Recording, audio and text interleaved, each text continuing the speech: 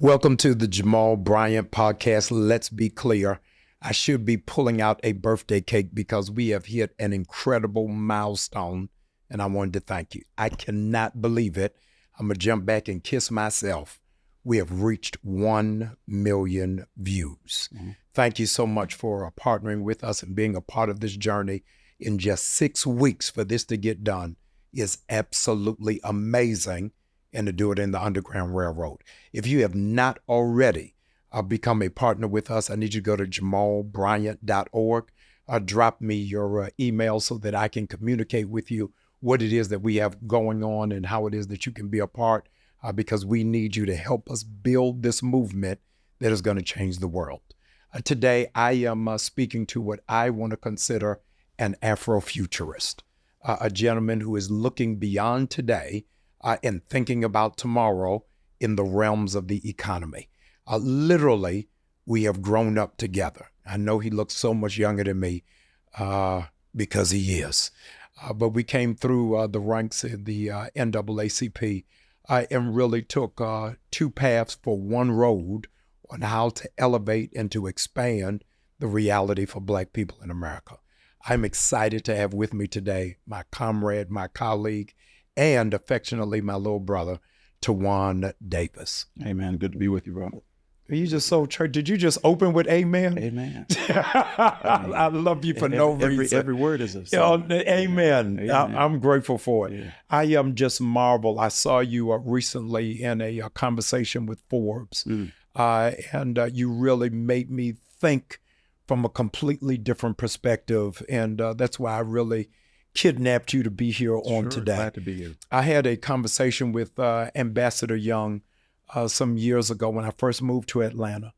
And he said, Jamal, you really have mismanaged what civil rights is. So civil rights didn't really happen in Atlanta. It happened in Selma and Montgomery and Nashville. Right. I wanted to know from you, where is the epicenter for Black civil rights in terms of economics? When we think about civil rights, we talk about marching and protesting, and we shall overcome. What is really the hub? What's ground zero? Yeah, that's a pretty easy answer. Yeah. Because it's not geographic. It's intellectual. Wow. One of my favorite scriptures is, as a man thinketh in his heart, so is he. So I think that what African-American people have to do is to think differently about what civil rights means. I think it's easy to define it as physical access. And what it is today is economic and political access. I think that in a very short period of time, America spent about 18 months remembering to care about the African-American situation, from George Floyd until about a year ago. Yeah. At this point, you turn around, Wall Street, corporate America are shedding all of their DEI and impact investment strategies. And so I think that what we have to remember is that at bedrock, the struggle for African Americans today is economic. It is the new civil rights in every location, in every geography, and it affects all aspects of our lives: healthcare, education, political empowerment, voting rights. It all boils down to economics, economic opportunity, and access. I recently had a conversation on this same platform with Cornel West, who's running for president. Sure. And he said something that has really left me on freeze. He said, America is the only place in the world where you have the working poor, that you can have a job working 40 hours a week and still don't have enough. Right. So a lot of people talk about saving and investing, but they don't have enough for living. Right. How do we eke out or carve out a path for people who don't have a livable wage? Yeah. I think that, first of all, we have to understand the new economy that we live in today. 30% of the net worth of any family is in their home. We live in a post-pension society. People aren't retiring from 30 years of working for the same job anymore. We have to plan not for next week. We have to plan for 30 years from now, from day one. And so if we're thinking long-term instead of short-term, that affects absolutely everything we do on a day-to-day basis. It affects what we eat. It affects how we live. It affects what we purchase. And so I think that what we really have to understand is that the economy has changed. It's more dynamic. It's more international. Let me give you an example. Basic math says that increased interest rates should lower housing prices. But today, housing prices are actually up and reaching all-time highs again. Basic economic history says that high interest rates should tank the stock market. But the Dow Jones is up hundreds of points since interest rates began. We live in a totally different economy than people understand, which is why inflation continues despite the high interest rates. So I think that the challenge for African American people is that there are so many dynamics, and we have been basically sat outside of the economic reality in the country. Wow. Controversial, outspoken talking here, Dr. Umar Johnson. I was on a podcast and said that if a black church is collecting tithes and they don't have a school, don't have a bank, and don't have a garden, they are a fraud. Well, let me tell you, this is why, my father was a minister, sang in church for 30 years. My grandfather was a minister. I almost practiced the ministry. I was asked to pastor church 4 times. I've been asked 4 times. Yeah, 4 times. And I'm good in Kojic. Yes. Just like you're good in AME. Right. And we're asked to run for Congress twice. My conviction is that economics, finance, and business is where I can be most impactful. The black church raises $11 billion a year. Say that again. The black church raises $11 billion in tithes and offering a year. And yet, if you put all of those black churches together, they wouldn't make a Fortune 100 company. The smallest Fortune 100 company has revenues of $44 billion. That's Qualcomm. The largest Fortune 100 company is Walmart. It has revenues of $611 billion, which means that all of these black churches and all of these black preachers and all of these denominations don't make a single strong American corporation. Ooh. So the challenge of African American people together, as you've heard me say, the challenge is not necessarily political, it's internal unity and our ability to work together toward a meaningful outcome. So you're absolutely right. If the church isn't involved in economic impact, economic engagement, then it actually will cease to exist in the near future. Old rabbi said to me when I was living in Baltimore, said, Jamal, you're out of order. Stop asking your people to tithe if you're not teaching them how to budget. Said tithing by itself indicates there's a budget. Right. You can't ask people for 10% and then tell them how to manage the 90. Right. What is the basic financial literacy that you believe every black church should be teaching? Well, it's interesting. The churches in America, if you take just by denomination, the percentage of Episcopalians that make $100,000 or larger, 35%. The percentage of Jewish folks that make $100,000 or larger, 44%. The percentage of Presbyterians that make $100,000 or larger is about 32%. If you take the National Baptist Convention, the Church of God in Christ, and the African American Methodist Episcopal Church, the percentage that makes $100,000 or more is 8 to 9%. Ooh. It's a fraction of the whole. Why is that? It's because we haven't integrated the message of economics, finance, and collective empowerment into our theology. It is separate, right? It is something other. We are making, God bless us, a lot of noise. Yeah. We're making a lot of noise. We're spending a lot of time in the church, but we are actually not integrating the idea of sowing and reaping in this world into our theology. And so the suggestion from the rabbi that you mentioned is exactly that. How do you integrate into not just the occasional speech, not just political season, but how do you integrate economics, finance, collective movement into our day-to-day theology and into the church? And I think that's the challenge. One of the things that a lot of people omit is that 112 HBCUs, most of whom came out of the womb of the black church, and regrettably in the 21st century have been co-opted as state universities and institutions. You just announced something stellar and significant for HBCUs. I want you to share with them what that is. So we announced a $100 million commitment to historically black colleges and universities to help catalyze their underutilized real estate assets. And as you mentioned, there's somewhere, depending on which ones you do an own count, over 105 to 107 plus historically Black colleges and universities. All of them were started in the antebellum movement right after the Civil War in 1865. Roughly half of them are public institutions. Roughly half of them are private institutions. But if you take their economics, they're tremendously challenged. They raise and bring in roughly 1% on average of what the Ivy League colleges bring in. They have 10% of the endowments of the Ivy League colleges if you put them all together. They receive roughly 30% less funding than other institutions publicly. And so they are tremendously challenging, and yet they punch well above their weight.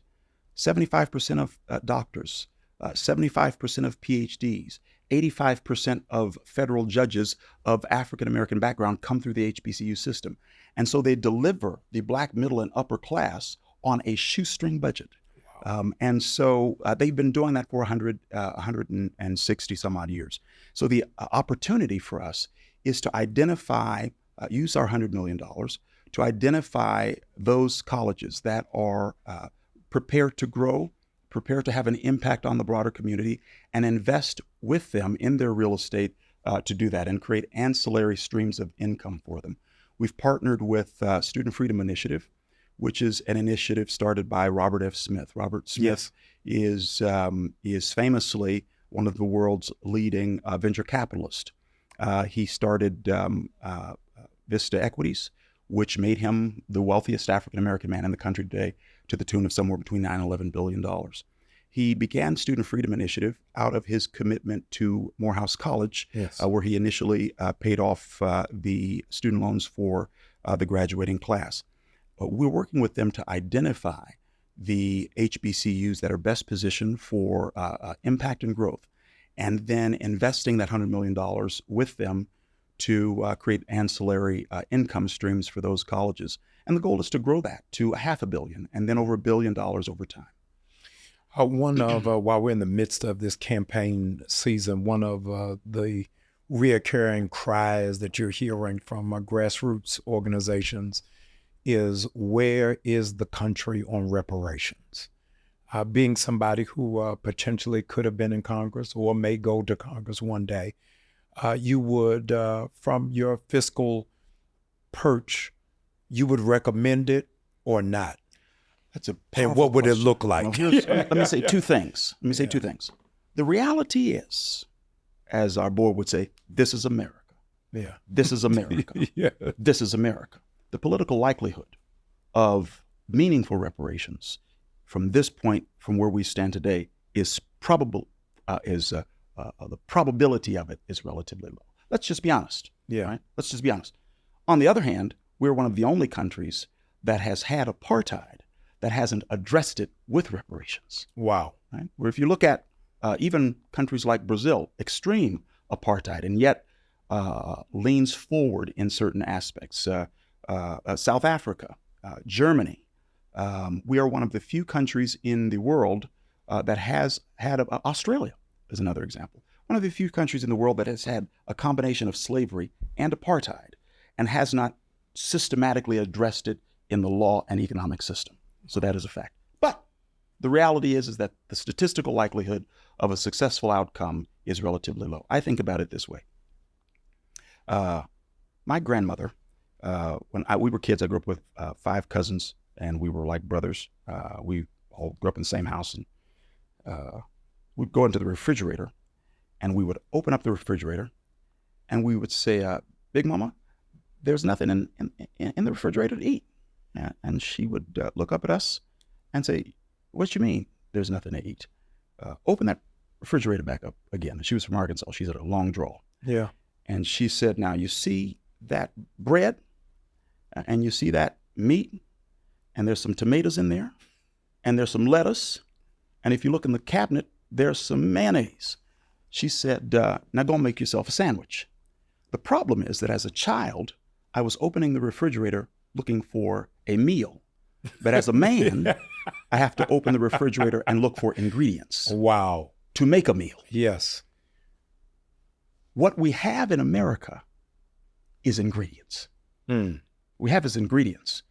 I think that if we keep opening the refrigerator and asking America to make African Americans a meal, we will continue to starve.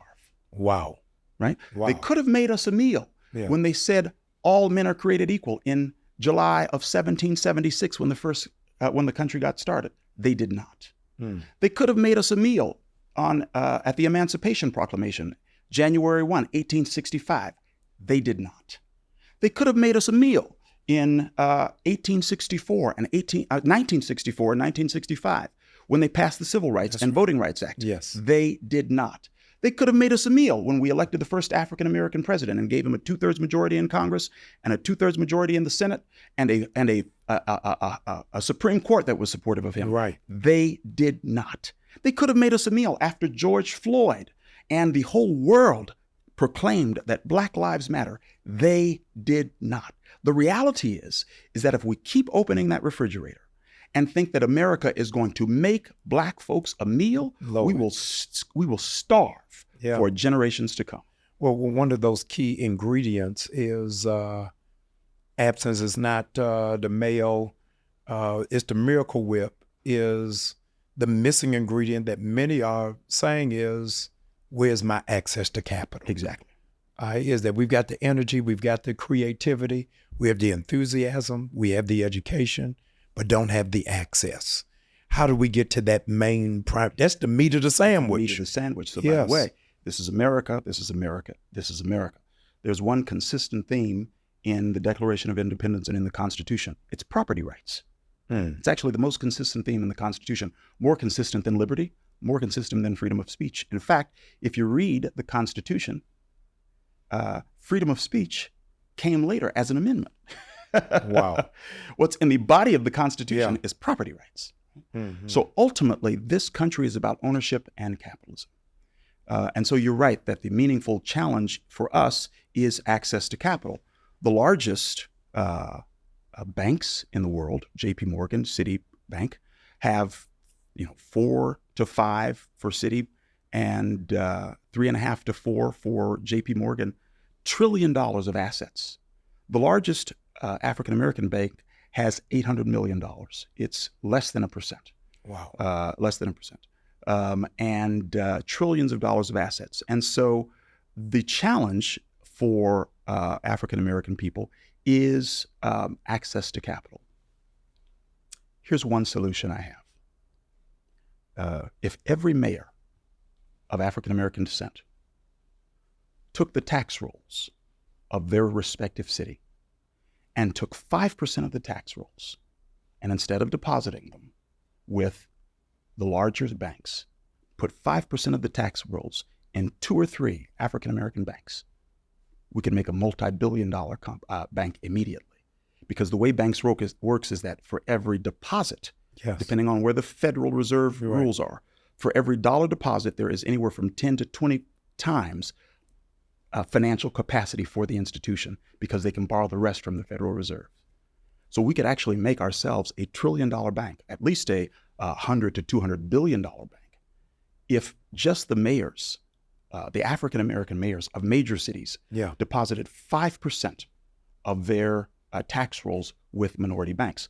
The largest bank today is Carver in New York City, $800 million. And there might be others that are growing to that size. I know there's one of scale in Louisiana today. But if we could revolutionize the Black banking system with that one, that means that Atlanta, that means that New York, that means that Chicago, right? That means that Dallas, the largest LA. Cities in the country, Los Angeles. If Baltimore they took 5% of their tax rolls and put it with African American banks, you could make a multi-billion-dollar Black bank in 2 years. And you would make it competitive to at least the other mid-tier banks in the United States of America. I think that solution, that we have to turn political power into economic power. And it is hard because so much culturally of what we drive behind is personality over principles. And so we get excited around who is charismatic, not those who are systematic. Right. And so many of those who have been working in the background of finances really don't get the kudos and commendation. Just yesterday, I was at the Herman J. Russell building, who incidentally built half of downtown Atlanta. Right. And he is the largest incubator for Black businesses in America, but his name has not been heralded. How do we, I don't have any other way to say it, how do we make financial literacy sexy? Well, here's the challenge that I'm not sure, you have a better answer for this one than I do, because it's cultural. Right. We don't celebrate Rockefeller and Vanderbilt and Carnegie, right? Culturally, who do we celebrate?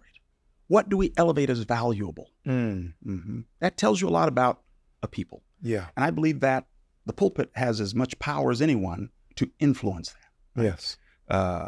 If you take the Robert Smiths of the world, a name that we didn't know until he gave away $40 million, should be a household name to every African-American person in America. Yes. Who do we celebrate? Do we celebrate, the Bob Johnsons of the world, people who, for better or for worse, in one way or another, have built these massive empires of influence in the United States.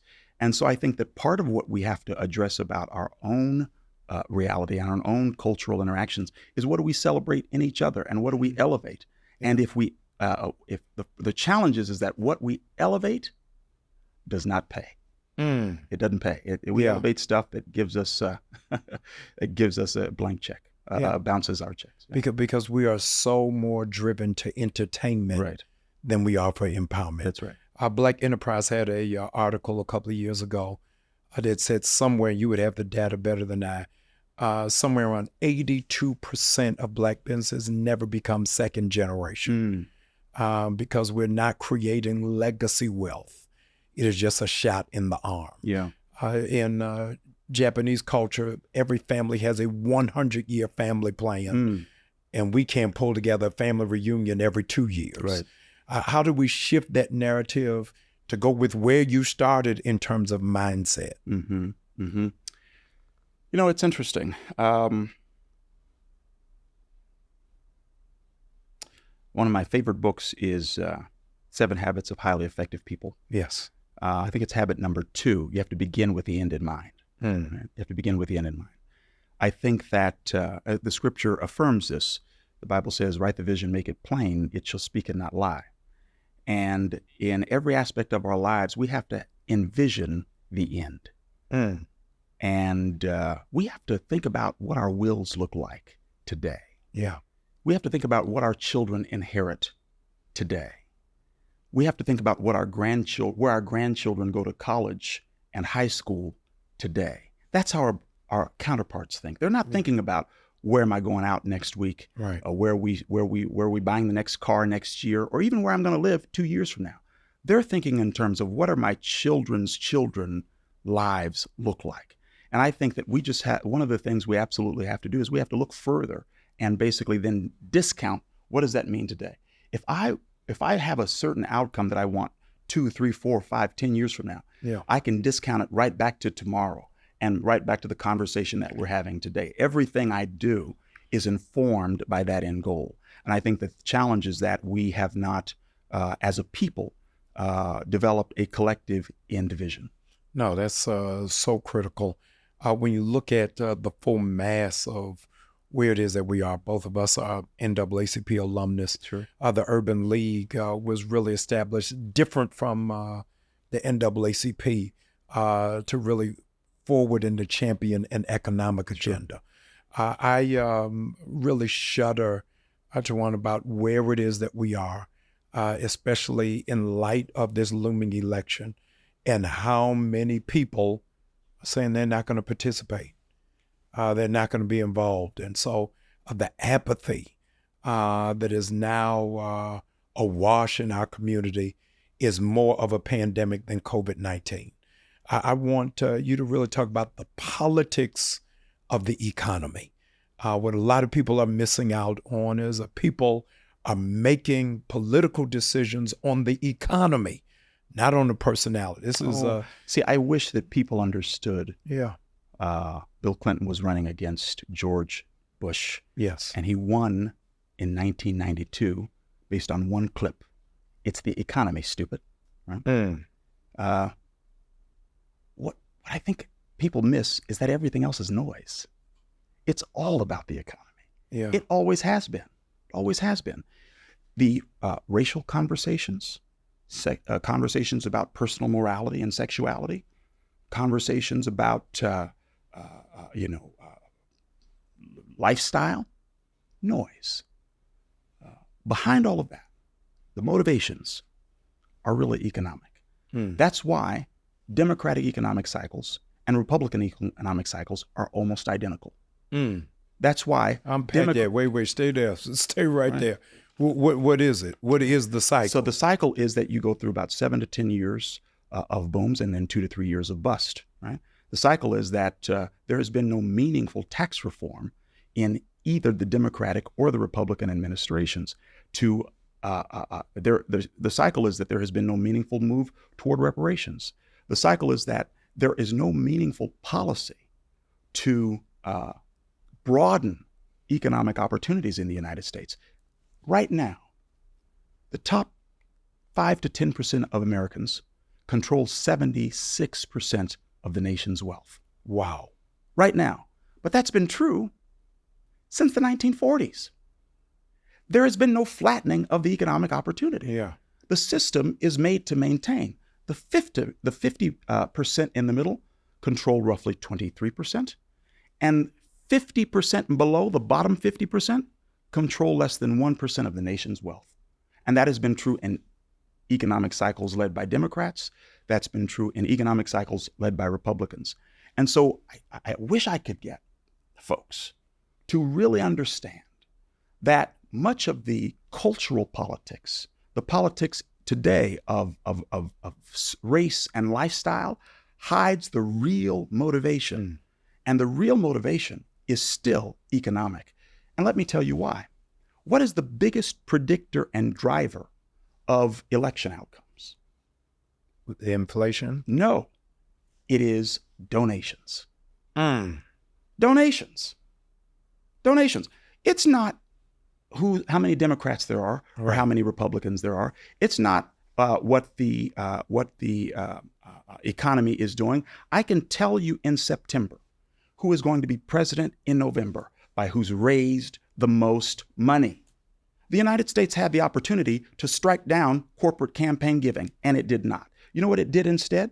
The Supreme Court defined the corporation as a human being and said that and if you read the ruling, it says that the corporation is defined as a human being and has just as much ability to make a political donation as you and I as individuals. Wow. Which was why corporate donations and corporate giving to campaigns is still unchecked today, because at the base of it all, it's economic.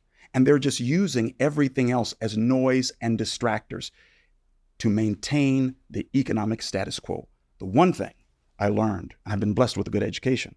I studied economics as an undergrad. I went to Oxford, and then I went to Harvard Business School.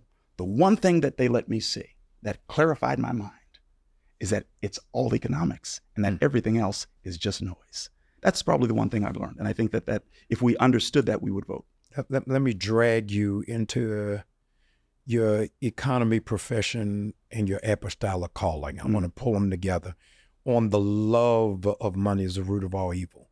I really want you to unpack, because I can't make heads or tails of it, on the number of Black men who are saying they're supporting Trump because of the economy and will dismiss the ethics that are now connected to it. If all things are economic, all things point back to it, where do we make the differentiation? So here's the thing. Yeah. There's not much economics in hanging from a tree. And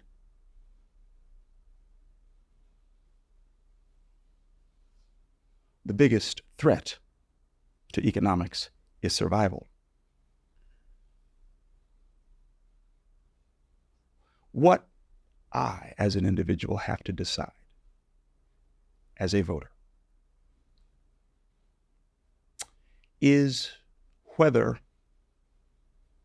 the policies at hand threaten my existence, Mm. the existence of my people, the existence of my family members and people like me. That's number one. And I think the challenge is that you could make the argument that certain strains of political extreme threaten the very existence of African-American families, children, young men and women. And if you can't survive, then you can't build an economy. And I think that really is the decision. And I have to be careful because you see, I'm a member of the Green Party. Yeah. I'm a member of the Green Party. They don't actually have the Green Party in the United States. They do in some other parts of the world, not here anymore. I'm a member of the Green Party because as far as I can tell, both Democratic and Republican money spends green. Mm. And I am glad to invest Republican money in our company. Yeah. And I'm glad to invest Democratic money in our company. So I'm not hard and fast because I see certain challenges and opportunities in both directions. But what I have to ask myself is a question of basic survival. And I think that other groups do a better job of defending their survival so that they can get to economics. And I think that's what we have to do as well. Yeah, no, I'm excited about it. I went to the State of the Union address recently, and I saw two things that were very striking. The first one I want to talk to you about is that obviously you heard a lot about the Ukraine, a lot about what's happening in Israel, but nothing about the Congo or Sudan. And I wanted, from your view on what do we do about, as African Americans, on building diasporic trade or diasporic business relationships? You wouldn't have a conversation for an hour with a Jewish economist. In some way, he not talk about Israel. I appreciate the question. Yeah. Well, here's a few things. It's a complicated question. The United States started bringing Africans to the eastern shores of Virginia in 1619. But that was the British. The Portuguese started taking them to Brazil in the 1400s, 200 years before. That's why the one place in the Western Hemisphere that has more black people than the United States is Brazil. Right. And then they dropped them off in Brazil, and then on the way from Brazil to the United States, they went to the Caribbean. That's how we got Haiti and Jamaica and other places, and then they came to the United States 100 years after that. In every country in which Africans coexist with non-Africans, including the United States, we are at the bottom of the economic totem pole because of slavery. 300 to 500 years, depending on the country, during which African people could not earn, invest, save, or inherit money, which creates because of compounding interest, because of the idea that $1 tomorrow is worth more than $1 today, creates a humongous economic gap in each and every one of those nations. And if you add to that the continued discrimination and apartheid in many of those nations, that gap continues to widen. So this continues to be a huge problem in the Western world. On the other side, the challenge is that within the countries, between the countries, we have not been able to figure out how to coordinate. That's right. And work together among ourselves. Yeah, that's true. Why does France still control so many minerals in sub-Saharan Africa, 60 years after colonialism? Why does Belgium still control so much of the Congolese economy? All right. It is because the internal coordination we have allowed over time continued colonialism through divide and conquer. It is hard to remember that Europeans did not actually invade the internal parts of Africa until the 1800s. For the first 400 years of the slave trade. Right. We sold each other. Right? We brought our African tribes members to the shores, and then met the Europeans at the shores and sold each other, based on tribalism, based on historical differences, based on family divisions, and later just based on greed. That tribalism, that exploitation, that division has continued to be exploited by the economic reality of the world for some 200 additional years. And so I think the challenge really is, I don't think that we can sit around and say, that, and blame necessarily the Western economies. I think that what we have to do is take control of the economies that are so wealthy and then figure out how to work together. I think that is entirely up to us. I think that as Americans, we are the wealthiest of all Africans in the world. Yes. And we have a unique ability to reach back and try to create some order and some coordination and some investment. But I think at the end of the day, the divisions are so deep and so historical. I think that's really the root. The root is not Europe versus Africa. The root is internal unity. Yeah, you talked about the trends that both the Democrats and Republicans follow. And Joseph talks about it a little bit to his brothers and says, we're going to have 7 years of harvest, then we're going to have years of famine. Sure. With where it is that we're going, because the boom is getting ready to happen. What do we need to do as a community to safeguard ourselves for the economic lull that I think is going to hit in the next 18 months? Yeah, I think that as individuals, we should try to become as debt-free as we can, because I think the uncertainty is in carrying a lot of debt, particularly as interest rates, we don't know if they stabilize, we don't know if they go higher, or whether whether the Federal Reserve will bring them down. So I think individual family members, individual businesses have to be very careful about how much debt they take on, and I think that's number one. I think second is that people should have a plan. I think it's so important for individuals, families, and businesses and churches to have a plan and to basically plan for 2 to 3 years from now. I think those two things will help to stabilize families as the economy resettles. Many times when we have conversations on the economy of our community, it's borderline depressing. It's just bad data after bad numbers. What gives you any glimmer of hope to say this can shift, this can turn around? Young people give me hope. Young people give me hope. I grew up in the 80s and 90s. I grew up with my mother, who you know, and my great-grandparents were sharecroppers in Arkansas. They moved from Arkansas to Oregon in the 1930s and 40s. And they were what they call day work, and they worked in the shipyards. Yeah.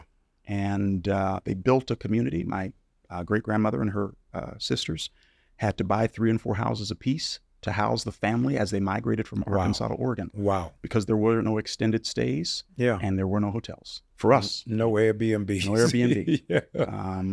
They lived through the 1968 riots when the Union Avenue in my hometown was destroyed by fire.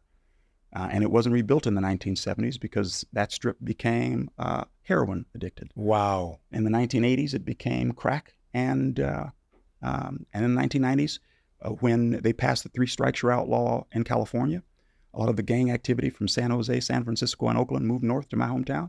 So the late 80s and early 90s became gang infested. And so one generation after another saw just deterioration in the economic reality and hopes of my community and many communities like that around the country. And then there was a movement in young folks, starting with George Floyd, and then continuing, I think, maybe even starting with Barack Obama, and continuing thereafter, that the kinds of limitations and ceilings that we had been taught existed, they didn't see them, right? I remember when Douglas Wilder was elected governor of Virginia. Yes. That was such a big deal. Yes. By the way, Virginia, you can only be governor for 1 term. Right. So right. he got elected for 1 term, He was the first African-American governor in the history of the United States, the highest elected official in African-American history. And man, since Reconstruction, since they had senators in Reconstruction, and we were excited. We thought that was great. I remember. We thought that was great. Man, then Colin Powell, they made him a 4-star general. Jeez. And then George Bush made him Secretary of State. We thought we had gone to heaven. But my nephew remembers the election of Barack Obama. My nephew remembers Black Lives Matter movement. My nephew remembers us refusing to allow Trump a second term. Yeah. And so I think that these young people give me great hope in the possibilities of what exists in the future for African-American communities and for African-American families. I am so grateful. My daughters, I have twin girls who are getting ready to graduate from high school. One is going into pre-law. The other one is going into pre-med. But you're hearing a whole lot around STEM development, particularly in HBCUs, but not enough emphasis, I don't think, on business and the economy. And I want you to say a word really to parents who may be watching on why it is that we need to push this younger generation that you're excited about into business and why that matters. Yeah, I mean, entrepreneurship is the greatest driver of wealth in the United States, not job holding. Well, there are really two ways to get rich in the United States. Number one is real estate, right? Interestingly enough. I mean, real estate forms anywhere from roughly a quarter of American net worth and wealth, and things around real estate. And the second is entrepreneurship, and starting your own business or leading a business or becoming a partner in a business. And so it is, STEM is hugely important because it is the wave of the future for a job. Yes. But if you add business to that, you can turn that job into a dynamic, powerful corporation. You can turn it into an empire. Yeah. And that's the difference, I think, between studying the particular subject matter and understanding how the economy works broadly. And by the way, you can turn anything into an empire. And you can take hand lotion, Madam C.J. Walker to hair cream. All right.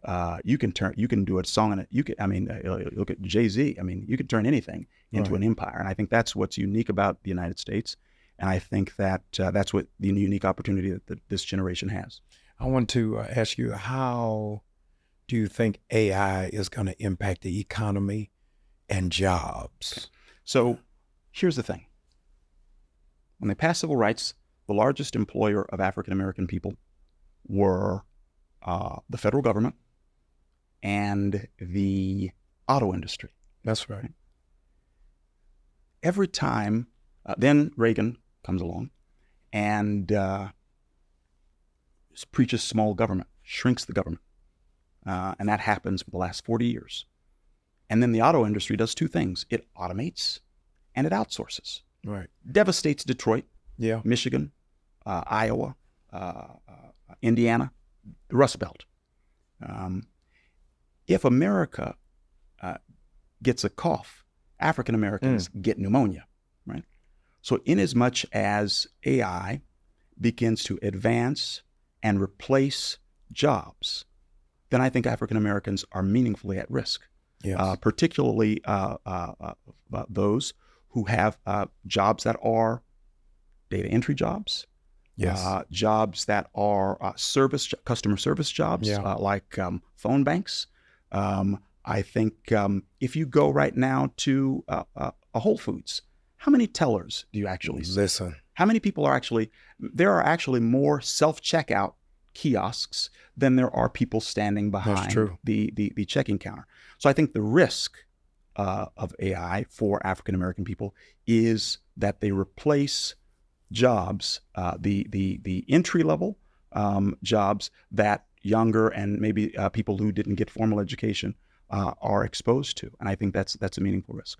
Amazing. You have really dropped bombs, keys, and jewels, and it is so much that you have to listen to it again.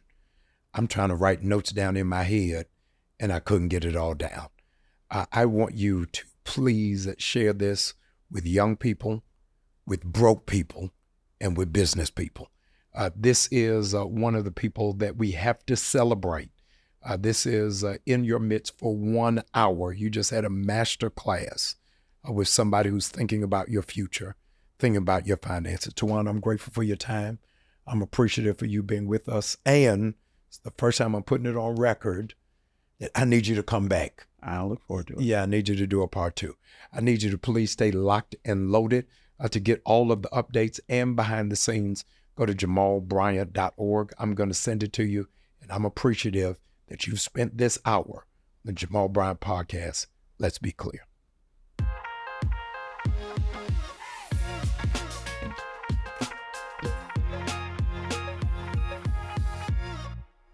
Yeah, I'm not